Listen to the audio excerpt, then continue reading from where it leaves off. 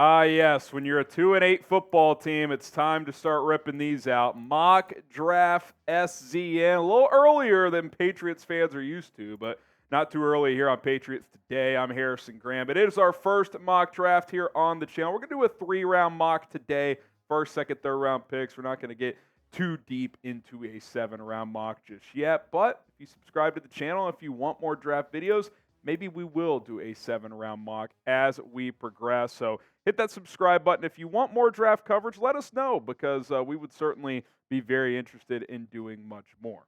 Now, currently, the Patriots have the number 3 pick in the NFL draft, and we didn't want to cheat. The first mock, the way it fell in the simulator per PFF, Drake May went number 1 to the Chicago Bears. Caleb Williams went number 2 to the New York Giants, which means, hey, you got to take the best player. And not only is he the best player available, but I think the best player in this entire draft.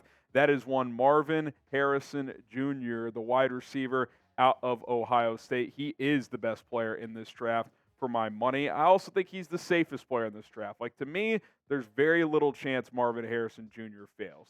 You can't ever say with a 100% guarantee. It is the draft. There's always some bit of a crapshoot and whatnot, but out of every player that is draft eligible, I think Marvin Harrison Jr. is the safest. He's got the full tool belt in terms of skill set, 6'4". He can get you a lot of yards after the catch. He can go up and get it, one-on-one coverage. He's strong for his size. He's a little thin. Like, he's got a built like A.J. Green. He's a little slender, but he plays bigger than that. He's terrific. He's terrific. I don't think you have to overthink this. If you have the number 3 pick and both quarterbacks are gone, just take Marvin Harrison Jr. and figure out quarterback later. That would be the approach I would have if I was the Patriots. He's been very productive. We talked about the skill set. I mean, Marvin Harrison Jr., as we bring in Nick Rohloff, our Patriots fan, there's literally no weakness to his game. Like, the one thing I've seen from people is like, well, he's slightly thin, but he plays bigger than that. So it's like, I don't know. You're kind of nitpicking here if you're going to find something negative about the kid. Yeah, listen, Patriots fans have been clamoring for a real wide receiver 1 really ever since Randy Moss has left. Edelman was solid, obviously, and you had Gronkowski, but you haven't had that clear-cut wide receiver 1 in Foxborough for some time now. It's been a detriment to this organization, hindering the Patriots' offense, even with Tom Brady, and then significantly post-Brady with Cam Newton and Mac Jones at quarterback. Marvin Harrison Jr. would turn that around. Like Harrison mentioned, with how good he is at Ohio State, the route running, he's a technician. He could also beat you with speed and jumping over you and giving you a little Randy Moss action as well. He is a 5-tool player. He can do it all.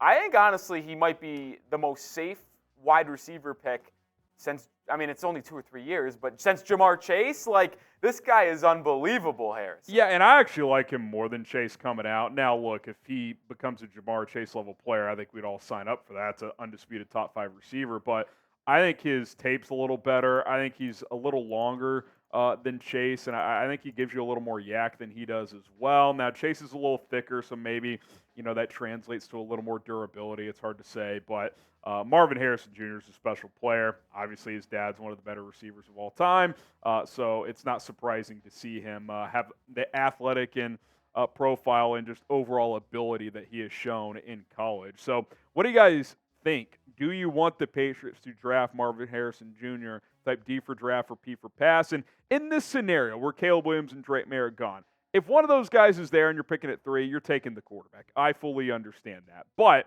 if Marvin Harrison is the best player available, which he's already the best player in this draft, and those 2 quarterbacks are gone, I think it's a no-brainer. Don't overthink it. Take Marvin Harrison Jr. and then get to the next pick, which the next pick is in the 2nd round, pick number 35 overall, Jaden Daniels, the LSU quarterback. Remember the name, folks. This is a fast riser, in my opinion, in this year's draft. He's been rising quickly.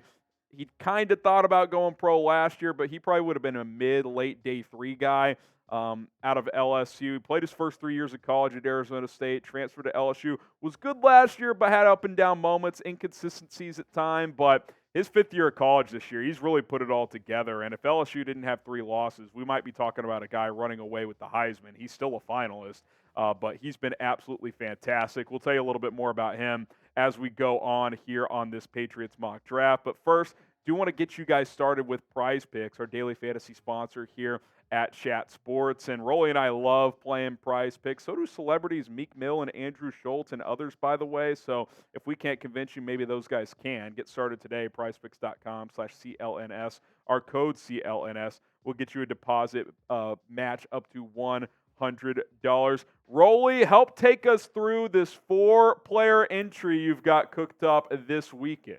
Yeah, me and another producer here at Chat Sports, Jeremy Chuggs, rocking with this one. We're taking the more than on C.J. Stroud, 1.5 passing touchdowns. We're going more than Travis Kelce, Jason Kelce combination with a touchdown. Really just Travis. I mean, how fun is it, though, that you could combine the Kelce brothers? Also taking more than Jalen Hurts rushing touchdowns, which is a half, and the rounded out more than CeeDee Lamb, 86.5 receiving yards, 10 to win 100. These are my selections for this upcoming Sunday. Yeah, I love CeeDee Lamb play this week. He's had over 150 yards in 3 straight games. You can win up to 25 times your money if you do a 6-player entry. Anywhere from 2 to 6 players on those entries. Get started today at prizepicks.com/CLNS. You're not playing other players. It's just you versus the projections. You select more or less, and you let it roll. Okay, Jayden Daniels. I mean, I told you guys how he's put it all together this year. He's putting up gaudy numbers. I mean, it really is ridiculous. Over 4,000 all-purpose yards. The accuracy has taken a big step forward this year, both on the underneath but also the vertical passing game as well. He does have a nice little weapon there, Malik Neighbors, who we've talked about on this channel before as his number 1 receiver. But he's taking care of the football despite being a high-volume passer and runner.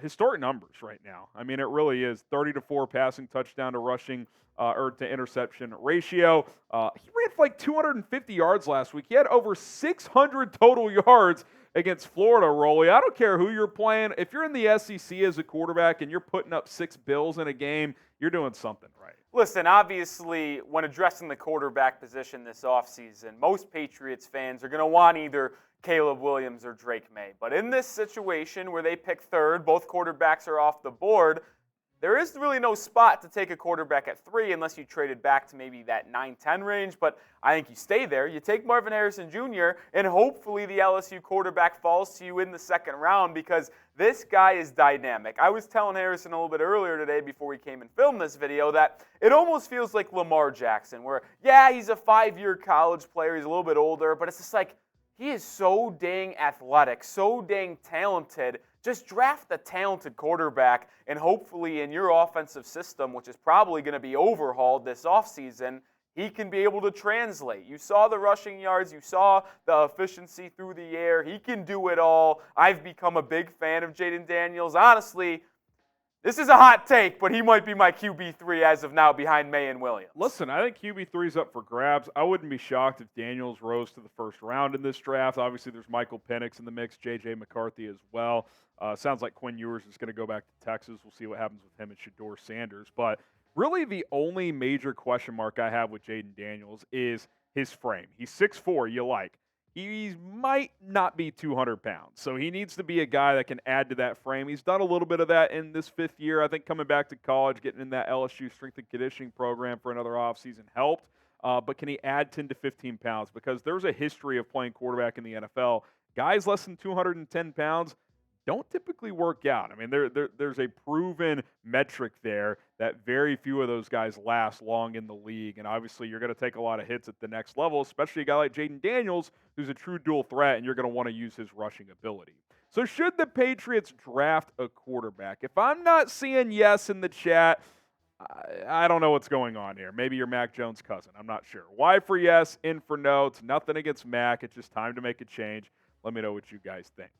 All right, let's jump to the 3rd round. I know a lot of you guys, what about the offensive line? Well, based on how the board fell, MHJ, you get your quarterback. How about Tyler Guyton in the 3rd round here, pick number 67 overall, the offensive tackle out of Oklahoma. Great size, 6'7", about 320, 325 pounds. Can move for his size as well. And obviously, the Patriots have decisions to make up front. Is Trent Brown part of this future? Is Onwenu part of this future as well? He's had a pretty good season for New England, but I think you got to add to that offensive line. If you don't do it in round 1 and 2, I think day 3 for sure, but potentially the 3rd round also. Now, his overall grade hasn't been great this year. He's been a better pass blocker than run blocker. He actually graded out better as a sophomore, which you kind of look at that 2 ways. One, he might dip a little bit, and we know the talent and the tape is there. 2, is that a concern? We'll see what happens here. But what does need to happen for sure, Rolly, is this Patriots offensive line must improve this offseason. Yeah, and listen, if you end up with the 4th or 5th pick in this draft, I wouldn't be surprised if New England ended up taking an offensive lineman there and Olu Fashanu from Penn State or Joe Alt from Notre Dame. But in this scenario, you draft one in the 3rd round, and it's going to be interesting to see what the front office does with the guys like Mike Owenu and Trent Brown. Like Brown, who are you going to pay him? Are you going to extend Mike Owenu? Both guys can walk. So it's like you're going to have to replace probably one of them in all likelihood. So an offensive tackle seems very, very likely to be an early draft pick. And with a top 100 pick, I mean, the guy's massive. 6'7", 330. I mean, I'm all in. Yeah, physical tools are there. I mean, for a lot of these linemen, it comes down to how do these guys test? Do they move well enough? Different coaching staffs and front offices have different philosophies on if they want heavier linemen, lighter offensive linemen, depending on the offensive scheme, which that could come into play. Who's going to be running this offense next year? So a bit of a projection there with Guyton in the 3rd round, but we are still very early on in the draft process. All right, there you have it. Marvin Harrison Jr., number 2. Jaden Daniels, number 35 overall. By the way, it was pick number 3 on MHJ. Sorry for the typo, though. Tyler Guyton, the 67th overall pick. Grade our mock draft A, B, C, D, or F. Let us know how we did. I mean, I think MHJ Daniels combo alone got to give us at least a B+, A-. So let us know how we did. And again, if you want more draft videos, mock drafts, draft targets, more draft content overall, we can do that for you. But let your voices be heard by hitting that subscribe button and letting us know. We'll see you next time here on Patriots Today.